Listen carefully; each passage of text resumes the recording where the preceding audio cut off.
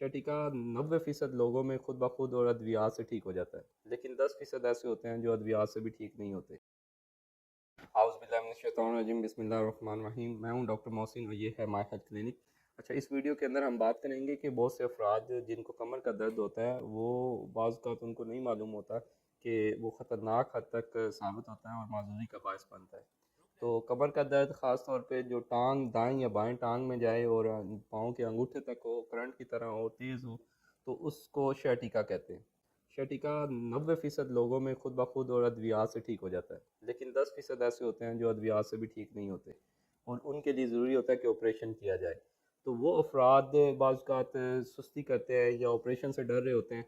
तो इस दौरान क्या होता है कि वो ज़्यादा प्रेशर या कंप्रेशन आने की वजह से मोरों के अंदर हराम मगज़ पे प्रेशर आता है और उसकी वजह से माजूरी का बायस बनता है। तो इस वीडियो के अंदर जिक्र करूँगा चंद अलामात का कि अगर वो हों तो फिर घर पे या अद्वियात पे इक्तफ़ा ना करें, बल्कि न्यूरोसर्जन को चेकअप करवाएं और अपने ऑपरेशन के लिए तैयारी करें।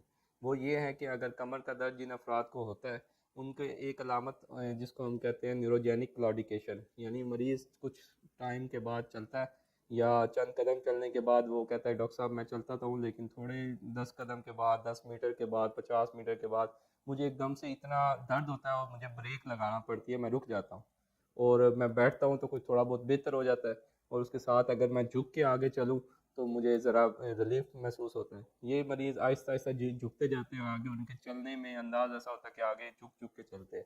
और ये अफराद साइकिल चला सकते हैं, लेकिन ये अफराद पैदल चलते हुए एक ख़ास लिमिट के बाद ये रुक जाते हैं। इसको कहते हैं न्यूरोजेनिक क्लॉडिकेशन। ये वक्त के साथ साथ और बढ़ती है और वो जो फासला पहले ज़्यादा था वो आहिस्ता आहिस्ता कम होता जाता है। दूसरी अलामत इनके अंदर क्या होती है कि इनके पाँव जो हैं वो ख़ास तौर पे पाँव का कुछ हिस्सा सुन्न होना शुरू हो जाता है, महसूस ही नहीं होता, कोई चीज़ लगे, चप्पल बार बार उतर जाती है, जूता उतर जाता है।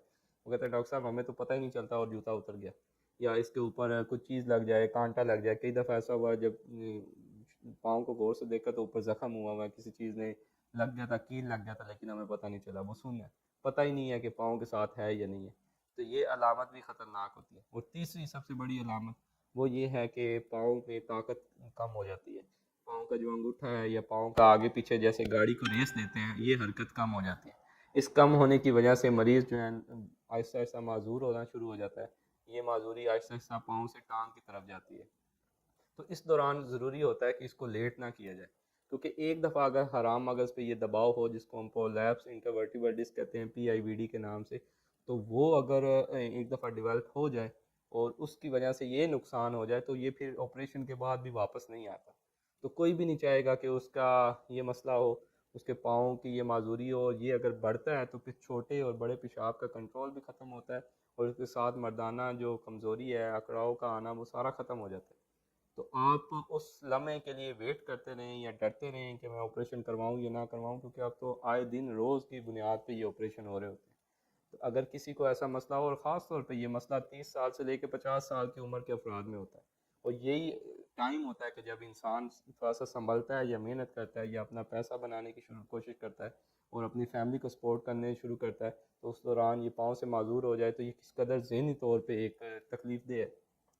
तो उन अफराद को जिनको कमर का दर्द है और वो मुख्तलिफ शोबा जात में है या वज़न उठाते हैं, तो उनको अगर ये अलामात भी हों जिसमें न्यूरोजेनिक क्लॉडिकेशन का जिक्र किया है, सेंसरी डेफिसिट का जिक्र किया है, या मोटर डेफिसिट यानी ताकत का ना होना, ये सुन होना, पेशाब का कंट्रोल ना रहना, मर्दाना कमज़ोरी का होना, अगर ये मसाइल हों तो फिर ज़रूर न्यूरोसर्जन को दिखाएं ताकि इसका बर वक्त तशखीस हो, इसको एमआरआई किया जाए और उसके ऊपर तशखीस होने के बाद इलाज किया जाए।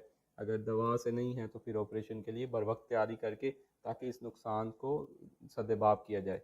तो उम्मीद है ये पैगाम ज़रूर फ़ायदेमंद हो। इसके साथ डॉक्टर मोहसिन को दीजिए इजाज़त। अल्लाह हाफ़िज़।